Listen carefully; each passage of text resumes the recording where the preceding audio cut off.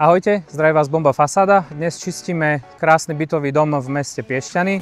Čistenie prebieha zatiaľ podľa predstav. Všetky tieto prevádzky sú otvorené naďalej, tak práve kvôli tomu sme postavili pracovné stany, aby tie prevádzky mohli fungovať tak ako bežne. Naši pracovníci vám veľmi radi ukážu a názorne vysvetlia, akým spôsobom sa vieme týchto machov, lišajníkov a rôznych mikroorganizmov zbaviť. Tak poďte so mnou, ukážem vám viac. My spravíme zo všetkého niečo, áno? Je to veľmi hnusné, veľmi znečistené, ale my dáme aj toto. Lebo sme čo? Bomba Fasáda.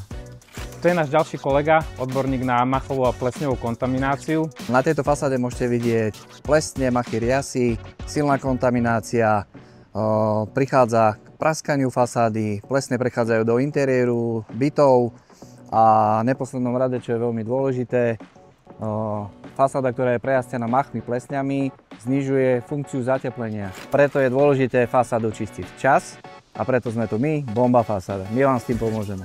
Toto je finálny tretí deň čistenia bytového domu v Piešťanoch. Finišujeme posledné metre.